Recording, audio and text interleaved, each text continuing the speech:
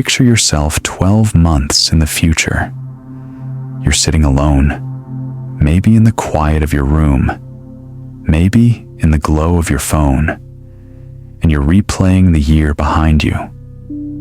Did you move closer to the life you imagined, or did you stay trapped in the same cycle of delay, excuses, and wasted hours? Laziness never comes as a sudden storm. It arrives silently, one small choice at a time. And nothing steals more from you than the things you never begin. The Stoics weren't here to comfort you. They were here to wake you, and to give you rules you can actually live by. These 7 laws are not gentle suggestions. They are brutal, but they are your way out. Stay with me, because at the end, you won't just hear the laws. You'll face a 7-day challenge to prove them in your own life. Law 1. Spark. Kill the start delay. You don't need to be ready. You just need a spark. Maria is 38, a project manager with a secret dream. For years, she's wanted to write a book. Each night, she sits in front of her laptop, heart fluttering with possibility. But the same phrase escapes her lips. Tomorrow. Tomorrow will be the perfect night. Tomorrow she'll have more energy. Tomorrow the words will flow. But tomorrow never comes. Her dream waits in a folder named Draft, empty, untouched, haunting her every morning she wakes. If you're honest, you've been Maria. You've promised yourself you'll start that workout, launch that business idea, repair that relationship, or simply sit down and create. And yet, you wait for motivation, for the right moment, for the feeling of readiness. But the truth is brutal. Readiness is a lie. It never arrives. The Stoics knew this 2,000 years ago. Epictetus said we must distinguish what lies within our control from what does not. You cannot control whether inspiration strikes tonight, whether your body feels perfectly energized, or whether the world applauds your effort. But you can control the first act, the tiniest step. You can light the match. This is the dichotomy of control. Stop waiting for what isn't yours and take hold of what is. Modern psychology calls this activation energy, the minimum push required to overcome inertia and get moving. Think of rolling a heavy boulder. The hardest part is the first shove. After that, momentum takes over. Your brain prefers the comfort of now. That's why the 2-minute rule works. Tiny action defeats the trick of delay, and beneath that habit of delay is often something deeper: shame. Procrastination is not just laziness, it's armor. If you never start, you never risk failure. You never risk exposing yourself to judgment, rejection, or the terrifying possibility that your work won't be good enough. By hiding behind delay, you protect yourself, but at the cost of your own life. Avoiding small failures guarantees the biggest one of all: regret. So what is the antidote? You need a spark. Not a grand plan, not a surge of motivation, just a spark. A 2-minute ignition that forces the boulder into motion. Psychologists call this the 2-minute rule. Commit to an action so small it feels almost ridiculous. Open the document, write for 2 minutes, hold a plank for 120 seconds, read a single page. The rule is simple: no debate, no bargaining, no waiting. Action first, discussion later. Here's your assignment. Before this video even ends, set a 2-minute timer on your phone and write 1 sentence. Not a paragraph, just 1 sentence. That's your match. Maria never finished her book because she waited for inspiration to arrive. But the truth is, inspiration visits those who are already moving. Seneca once wrote, "It is not because things are difficult that we do not dare. It is because we do not dare that they are difficult." Difficulty shrinks when you begin. Fear weakens when faced head-on. The shame of not being good enough dissolves the moment you prove to yourself you're capable of taking the smallest step. Imagine striking a single match. The flame is fragile, but it glows. It lights the wick of a candle, which burns steadily. That candle can ignite another and another until a room is filled with fire. The match itself is nothing spectacular, but without it, the darkness never breaks. Your 2 minutes are that match. How many dreams in your life have burned out, not because you lacked ability, but because you never struck the match? How many more years will you let that flame sit unlit in your hand? The practice is simple. When you feel yourself hesitating, do not negotiate. Do not think. Choose a single action you can do in 2 minutes and do it instantly. Let the spark spread. Let it pull you forward. Because once you start, laziness has already lost. And once you can light a match on demand, the next fight is keeping that flame alive. And that begins with how you spend your morning. Law 2. No decision. Sunrise. Own your morning. The day doesn't begin when you wake up. It begins the moment you let something else invade your mind.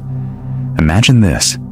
Your phone lights up, you swipe, and within seconds you're drowning in inboxes, notifications, and someone else's emergencies. By the time you pull yourself out, 2 hours are gone. The day hasn't even properly started, and already it feels stolen. If your morning is hijacked, your entire day collapses. Take Thomas, a 36-year-old freelance developer in Berlin. He swore he'd use his mornings to finally build the app idea he had been sitting on for years. But the moment he woke up, he reached for his phone. His inbox was overflowing with client requests, a message from Slack, a bug ticket, a billing issue. One notification turned into 10 tabs open, and before he knew it, his fresh start was gone. By noon, he had already burned his best energy on other people's agendas. His own project stayed untouched again. The Stoics would have called this a tragedy. Seneca wrote that mornings are the most fertile ground of the soul, a sacred soil where your willpower and clarity are richest.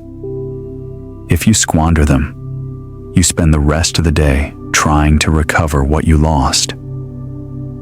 The first hour is not just a routine, it is your fortress. When you leave it unguarded, the world storms in and takes command of your thoughts. Modern psychology gives this an even sharper edge. Decision fatigue is real. Every choice you make, even trivial ones like which email to answer first, drains your mental battery. Studies show that professionals from judges to CEOs make poorer decisions as the day wears on, simply because their willpower has been eroded by too many micro choices.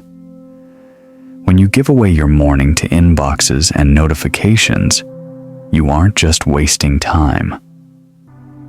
You're leaking your highest quality attention into low-grade tasks, and for many, mornings carry a hidden wound. If your childhood felt chaotic, parents shouting, plans changing without warning, you learned early that control mattered. That's why, as an adult, the quiet hour after waking can feel sacred. It's the one place where you can reclaim safety, where you get to say, "Here, at least, I decide." When you hand that over to the noise of others, you reopen the very wound you're trying to heal. So what's the practice? It's called the no decision hour. For the first 45 to 60 minutes after waking, you remove choice. No phone, no inbox, no scrolling. Instead, you step into a single action you've chosen the night before, writing one page, coding one feature, reading one chapter, prepping one task. You create what I call a non-negotiable notebook, a simple page where tonight you write tomorrow's first action, not a list of 10, just one. When morning comes, there is nothing to debate. You wake up, you open the notebook, and you move. It sounds small, but the effect is enormous. By defending your first hour, you don't just get more done. You reset the balance of power in your life. Instead of living in reaction, you live in creation. 1 hour of deep work in the morning can outweigh 5 hours of scattered effort later in the day. And because it happens before the world has woken up to claim you, it feels like stolen time, a pocket of freedom that belongs only to you. Picture the visual: a window at sunrise. Outside, clouds are heavy, but a single stream of light pierces through, cutting the gray apart. That's what your morning can be, the moment you slice through distraction and noise to stand in your own clarity. The Stoics would say, if you cannot guard your morning, you cannot guard your life. Seneca urged his readers to measure their days like gold coins, never letting the hours slip unnoticed. Psychology tells you the same thing in modern terms.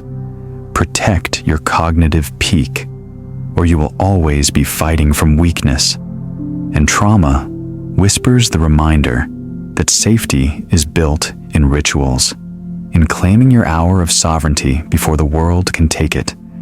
So tomorrow, when your phone lights up, let it wait. Step into your notebook instead. Give yourself 1 clean hour, untouched, undiluted. It will feel like a luxury at first. But in truth, it's survival. You guard the morning because it's your highest value time. But guarding it isn't enough. You must also harden yourself to discomfort, because life will demand it. Law 3. Embrace the cold, voluntary discomfort. You hear the rush of water. You take a breath. The shock is coming.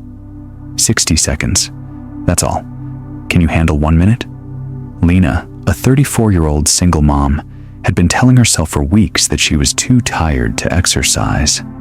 Between her job, her son, and the constant grind, her body begged for rest. But one night, staring at her reflection in the bathroom mirror, she decided to try something different. Instead of giving in to exhaustion, she committed to 5 minutes of discomfort. A cold shower, a plank held until her muscles shook. Not a marathon, not a gym session, just one small ritual of resistance. It wasn't easy, but afterward, she felt a quiet victory pulsing in her chest. She realized she wasn't broken or weak. She just needed to train her will against the easy way out. The Stoics understood this deeply. Musonius Rufus, the often overlooked Roman teacher, urged his students to practice hardship deliberately, eating plain food, sleeping on a hard bed, walking without shoes, not because it was pleasant, but because it prepared the soul. If you do not occasionally deny yourself, he taught, you will be unfit to face the inevitable pains of life. Marcus Aurelius echoed the same. Don't wait for misfortune to test you. Test yourself first. Voluntary discomfort is not punishment. It's armor. It dulls the fear of life's smaller irritations and builds confidence for life's larger storms. Modern psychology explains why this works. Exposure therapy is built on the principle that the more you face discomfort, the less threatening it becomes. Step into cold water daily, and the body learns, this won't kill me. The same applies to public speaking, to rejection, to workouts. Repetition dissolves the fear. Scientists call it hormesis, the stress response that makes you stronger, like lifting weights or fasting. Controlled doses of discomfort don't weaken you. They trigger adaptation. They teach your nervous system resilience. But here's where it cuts even deeper. Avoidance of discomfort is often rooted in trauma. As children, many of us learned that pain meant danger. Shouting voices, unsafe homes, sudden loss. Our nervous system built armor by steering us away from anything uncomfortable. That avoidance once kept us safe. But in adulthood, the same reflex becomes a cage. Every time you choose comfort over growth, you confirm the old belief that you can't handle life. Voluntary discomfort breaks that cycle. It teaches your body a new story. I can endure. I am not fragile. I can face this and survive. So how do you practice it? You don't need to climb mountains or walk barefoot in snow. Start small. For 5 days, commit to one ritual of discomfort every morning. 60 seconds under cold water. 5 minutes of planking, wall sits, or holding a stretch. Something short, sharp, and safe, but enough to make your mind rebel. Begin small. 60 seconds safe, supervised if needed. Don't injure yourself chasing a slogan. The goal is not to show off. The goal is to train the muscle of willpower, to remind yourself daily that comfort isn't your master. At first, you'll resist. You'll say, this is pointless. But notice what happens when you step out of the shower. Heart pounding, skin alive. That small battle sets the tone for the day. You've already proven that you can do what you didn't want to do. Everything else, the difficult conversation, the long project, the uncomfortable truth, becomes lighter. You're no longer negotiating with fear. You're practiced in facing it. Picture the metaphor. Water splashing against your face, breath sharp in your chest, but your expression steady, eyes narrowed, jaw firm. That's not about a shower. That's a mirror of how you meet life. Cold, unpredictable, sometimes brutal, but never greater than your ability to stand in it. The Stoics would call this freedom. Freedom from the tyranny of fear. Freedom from the illusion that comfort equals safety. And psychology affirms it. Resilience isn't given, it's built. Each voluntary step into discomfort rewires your nervous system to trust yourself more. So tomorrow, when the thought comes, I can't, answer with 60 seconds. Not because it's easy, but because it's not. The cold is not punishment. It's permission. Permission to live braver, stronger, freer. And once you can meet discomfort without collapsing, you'll see how much of your energy has been wasted on the mirror of other people's opinions. Law 4. Cut the social mirror. Stop performing to be liked. The sound of glass shattering. In slow motion, a glowing thumbs-up icon cracks, splinters, and falls apart. The lesson is brutal. Likes don't move you forward. They chain you to hesitation. Anna, a 40-year-old marketing lead, knew this too well. She had a big presentation coming up and the slides were ready days in advance. But she couldn't stop tweaking. Another color here. Another font there. Another phrase rewritten 5 times. Not because the content was weak, but because she wanted applause. Every revision was an attempt to hear in advance. That's brilliant, Anna.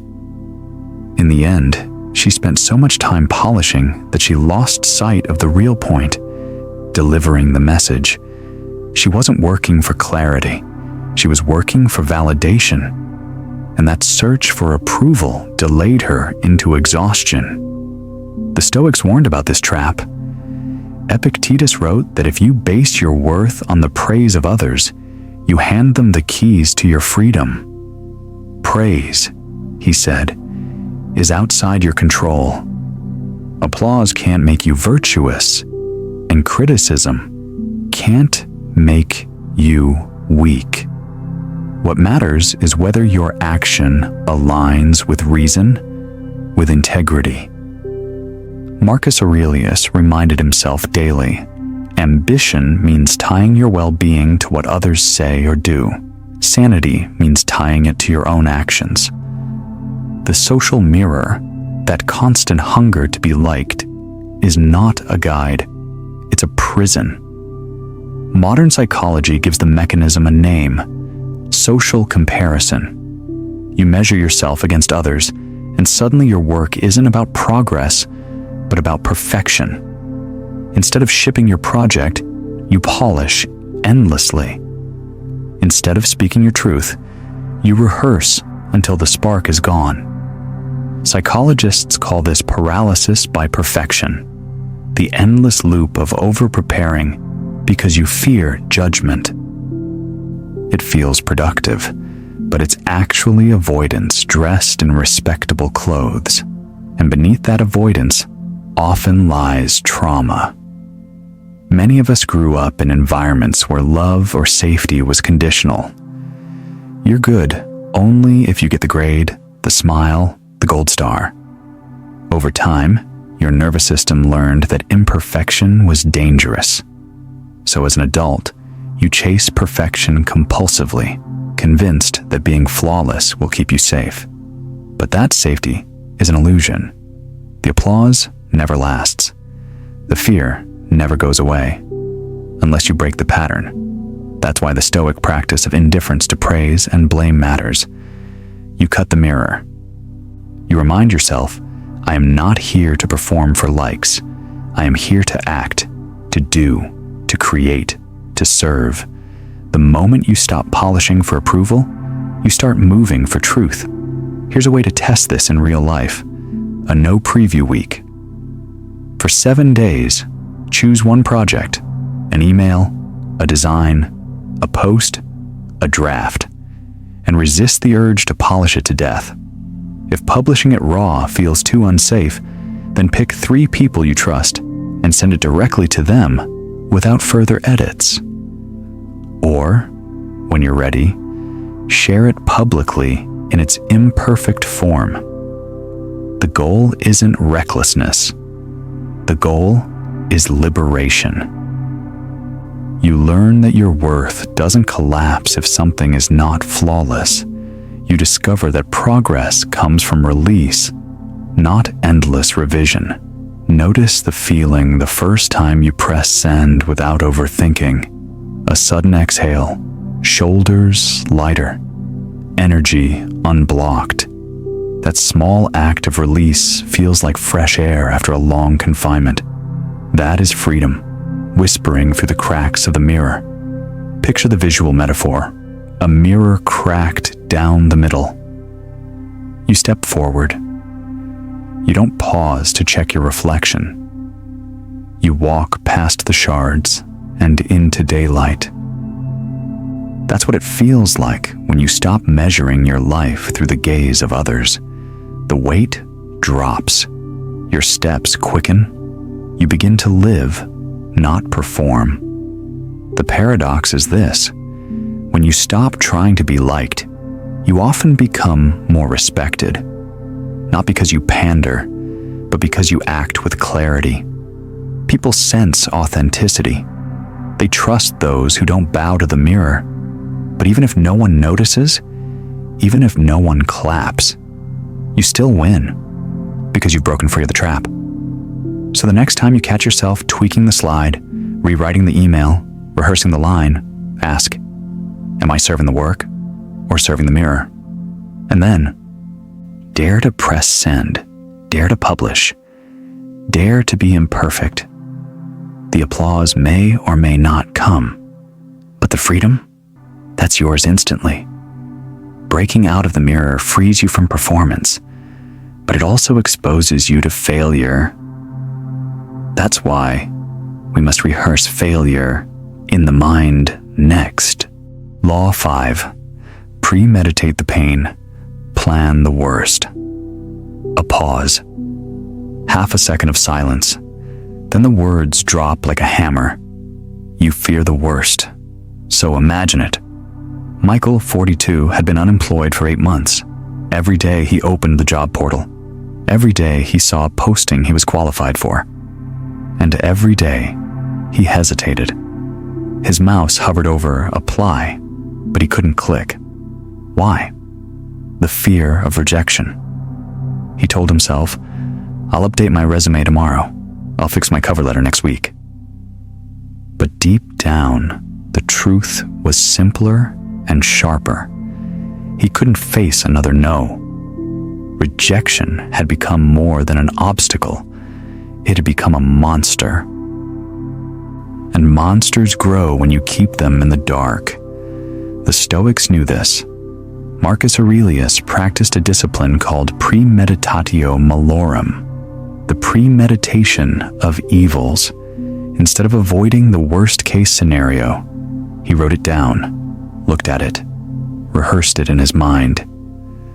Not to wallow in fear, but to shrink it. If you can picture the storm, you're less shocked when the rain falls. You've rehearsed your response. You've already stood there once in your mind. Modern psychology agrees. In cognitive behavioral therapy, this is called reframing. Clients are taught to walk through their feared scenario step by step. What if I fail? What if they laugh? What if I'm rejected? The therapist doesn't dismiss the fear. They magnify it on purpose, because when you shine light on it, the shadows lose power. The body calms. The shock fades. The brain realizes, I can survive this. And there's often a deeper layer. For Michael, rejection wasn't just professional. It was personal. In school, he once stood in front of the class to read a story he wrote. His teacher rolled her eyes. The kids laughed. He felt humiliated, and the shame burned itself into his nervous system. Ever since, every possibility of public judgment carried that echo. To apply for a job wasn't just about sending a file. It was about reliving the humiliation of 12 years old. Trauma imprints like that, and avoidance feels safer. But avoidance also freezes you in place. This is why the Stoics insisted, face it first in your mind. Make the invisible visible. Marcus Aurelius asked himself, what is so unbearable about this? What can't I endure if it happens? By naming the worst-case scenario, you strip it of its drama. You see it as something survivable, not mythical. So here's the practice for you. Sit down with a blank page. Write 3 worst-case scenarios for the thing you're avoiding. For example, if I apply for the job, I may get rejected. If I speak up in the meeting, they may ignore me. If I launch this project, it might flop. Then, for each, write your reply. If X happens, I will do Y. If I'm rejected, I'll send 2 more applications the same day. If they ignore me, I'll clarify once, and then I'll note it down for myself. If the project flops, I'll extract 1 lesson and try again smaller. And once you've written your answers, set a timer. Within the next 24 hours, take 1 small action on that very thing. This shift from rehearsal to execution is what seals the armor. This is more than a mental trick. It's a shield. It tells your nervous system, yes, pain might come, but here's my plan. You walk into the battlefield already holding protection. Picture the metaphor, a thick fog ahead of you. It looks endless, frightening, impenetrable. But as you start writing, the fog thins. Words on paper become beams of light, and suddenly you see the path. Maybe narrow, maybe rocky, but real. You can walk it now. The paradox is that when you plan for the worst, you often free yourself to attempt the best. Michael finally wrote his 3 worst fears. At the top of the list was, if I'm rejected, it means I'm worthless. And his answer, after days of struggle, was simple. If I'm rejected, it means I need to keep going. Worth is not decided by strangers. With that, he clicked apply, and then again, and again. Within a month, he had 3 interviews lined up. You don't defeat fear by waiting for courage. You defeat it by rehearsing the storm, shrinking it, and then stepping into action. You pre-live the rejection. You make peace with the sting. And then, like Marcus, you move forward. So tonight, take the page. Write your 3 worst-case scenarios. Write your 3 responses. Then commit to 1 step within 24 hours. When tomorrow comes, act. Not as if you're safe from pain, but as if you've already survived it. Because in truth, you have. Once the storm is rehearsed and you have answers ready, the next step is to bind your action. Make it public so it leaves your private shame behind. Law 6. Make an oath, public commitment, and small penalties. The sound of a pen scratching against paper. A signature drying in ink. Your heartbeat quickens. Your word to yourself often dissolves in silence, but your word to others can move mountains. Sarah, a 35-year-old freelancer, knew this truth all too well. She'd been trying for months to finish her website portfolio. Alone in her apartment, she made promises to herself every week. I'll do it by Friday. Friday would come, and the task would slip again. The cycle of private vows broken in silence left her with nothing but frustration. Until one day, she tried something different. She called a friend and said, "If I don't finish my portfolio by Sunday night, I'll send you $50. Her friend agreed. Suddenly, the air changed. Now it wasn't just Sarah's private shame. It was public. There was a cost. And that weekend, with her heart pounding, Sarah hit publish. The Stoics understood this dynamic. They didn't just rely on inner discipline. They used vows, oaths, and witnesses to strengthen resolve. Epictetus reminded his students that philosophy wasn't about talking, but living, and that making a commitment to others was a way of binding the self. The act of declaring aloud, in front of someone, creates accountability that sheer willpower alone often cannot. Modern psychology has confirmed what the Stoics intuited. Pre-commitment changes behavior. Behavioral economists talk about loss aversion. The principle that losing something feels about twice as painful as gaining the same thing feels good. If you promise yourself a reward, you may or may not follow through. But if you risk a loss, even a small one, your mind resists the pain of losing and drives you to act. This is why gym contracts work, why deposit systems work, and why Sarah's $50 bet with her friend lit a fire inside her. Today, you don't even have to improvise the system. There are platforms like BeMinder, StickHey, and even Venmo bets with friends designed to help you put money or reputation on the line. You can also keep it simple. A text in a group chat, a pledge in a work Slack, a family dinner announcement. What matters is that your word moves from the shadows into the light. But there's an even deeper layer, one that many of us feel without naming. For those who grew up in environments where trust was fragile, where promises from parents or loved ones were broken, or where your own worth felt conditional.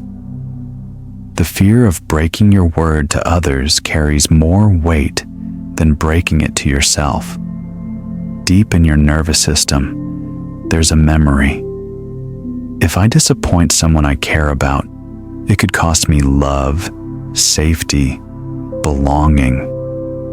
As painful as that origin is, you can flip it into a tool. You can use that heightened sensitivity to accountability as fuel.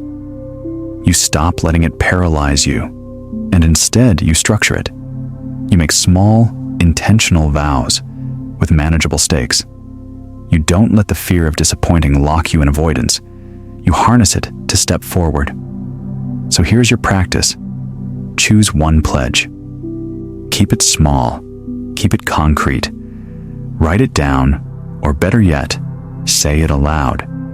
Post it in a group chat, share it with a friend, or tell your partner at the dinner table. I will write 300 words tonight. I will walk for 30 minutes before breakfast. I will complete this task by Thursday.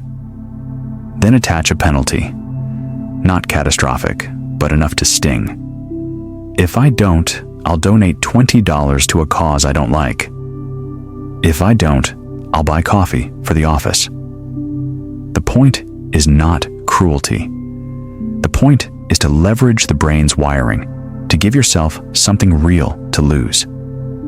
Picture it like this: a red seal pressed onto parchment, wax cooling into permanence. A vow carries a different gravity than a whisper. The ink makes it tangible. The seal makes it final. The more you practice this, the more your nervous system learns. When I speak aloud, it counts. Sarah discovered this. After her first successful bet, she started making weekly commitments to her circle of friends. Each had a small penalty, and each week she hit her goals more consistently than in the years she spent making silent promises. It wasn't about fear anymore. It was about structure. You can begin tonight. Write one pledge. Tell one person. Attach one small cost. And then act as if your life depends on it, because in a way, it does. Laziness dies when your word becomes weighty, when it is backed not only by your desire, but by your integrity in the eyes of others. Oaths bind you today. Tiny, intentional losses bind your future. The last law is the hardest and the most decisive. Law 7. Small deaths now. Trade tiny losses for lasting freedom. The screen fades to black. 1 second of silence. Then the words appear. You will have to die a little. It feels dramatic, maybe even harsh, but it's the truth. Every choice you make demands a small death. The death of comfort, of ego, of avoidance. And if you refuse these small deaths now, you inherit a far greater one later. Think about David, a father in his mid-40s. Every time he avoided making a difficult phone call, an apology, a check-in, a promise to his child, it was like letting a single pebble drop into a jar. The sound was barely noticeable at first, almost harmless. One call missed, one birthday postponed, one excuse. But over 10 years, the jar filled with stones, heavy and unmovable. By the time his son turned 16, the boy had already built his own walls. On birthdays, David would light the candles alone, staring at a cake meant for two. The relationship had died not in one sudden blow, but in countless tiny silences. This is the cost of avoiding small discomforts. You trade them for catastrophic losses. The Stoics had a name for this acceptance of necessary pain: amor fati, love of fate. They understood that to embrace life fully, you must also embrace the cost it demands. Marcus Aurelius wrote that each day brings with it 1,000 little losses: your time, your energy, your illusions of control. And yet, if you accept these small deaths willingly, you avoid the far more destructive ones that come from denial. Refusing to endure the pain of discipline today is what guarantees the agony of regret tomorrow. Modern psychology echoes this principle. Economists call it the sunk cost trap, clinging to something unhelpful because you fear losing what you've already invested. But the Stoic would tell you, better to accept a small, strategic loss now than to bleed for years out of fear. Cognitive behavioral therapy reframes it as exposure. If you confront small doses of discomfort intentionally, you build resilience. Each death you face now inoculates you against collapse later. But here's where trauma comes in. If you grew up in a home where conflict felt dangerous, your brain learned to equate confrontation with survival threats.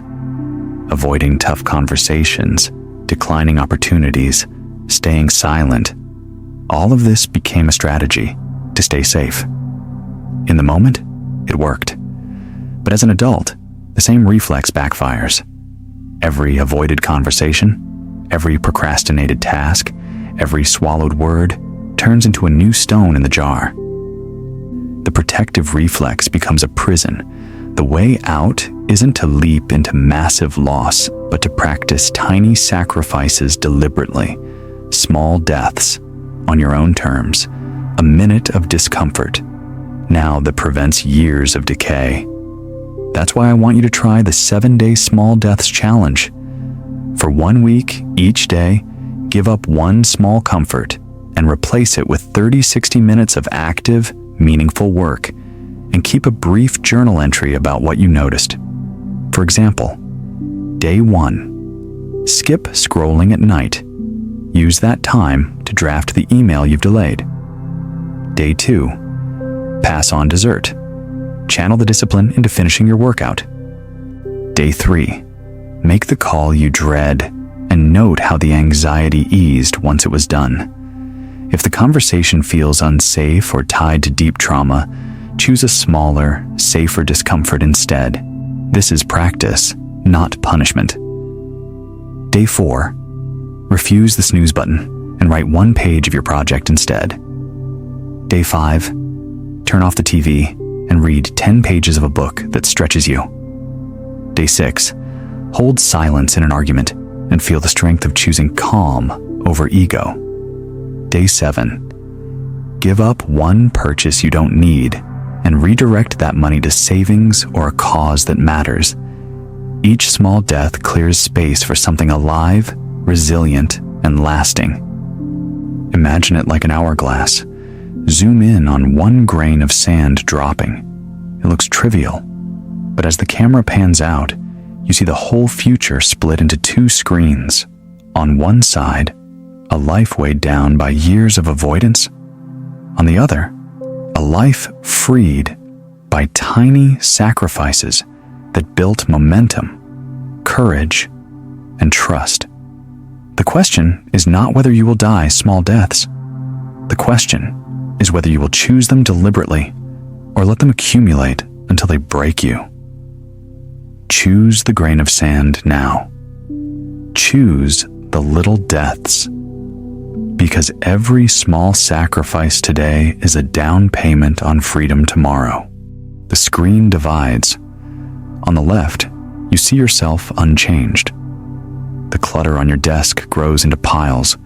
The unread emails multiply. The silence in your relationships thickens. Birthdays pass with the same hollow excuses, the same tomorrow promises that never arrive. The weight of avoidance presses down until it becomes your identity. Stuck, exhausted, filled with quiet regret. On the right, a different future plays. The same desk, but cleared. A finished manuscript resting where clutter once was. A phone call made, awkward at first, but it opens into laughter, forgiveness, reconnection. The small sacrifices added up. Less scrolling, more creating, less avoidance, more courage. You look older, but lighter. The cost was small deaths, but the reward was lasting freedom. No preaching is necessary. The contrast speaks for itself. Two futures, both possible. The difference is whether you embrace the discipline of tiny losses today or let them accumulate into a far greater one tomorrow. Remember Marcus Aurelius. You have power over your mind, not outside events. Realize this, and you will find strength. That's why I challenge you. For 7 days, die small on purpose. Trade one comfort each day for 30-60 minutes of meaningful action. It won't be dramatic at first, but by day 7, you will feel it, the fog lifting, the energy shifting. And I want to know if you're in. If you'll take this seriously for just 1 week, write in the comments, "I'll die small." Or, if you're watching from Germany, write, "Ich starte jetzt." I'll be reading the first 20 comments personally. This isn't about punishment. It's about freedom. Every small death is proof you are choosing your future deliberately, not by default. If this video sparked something in you, share it with one person who needs the reminder. Hit like, subscribe, and join me here each week for more Stoic strategies to master your mind. The hourglass is already running. 1 grain of sand has just dropped. The only question left is, which side of the screen will you choose to live in?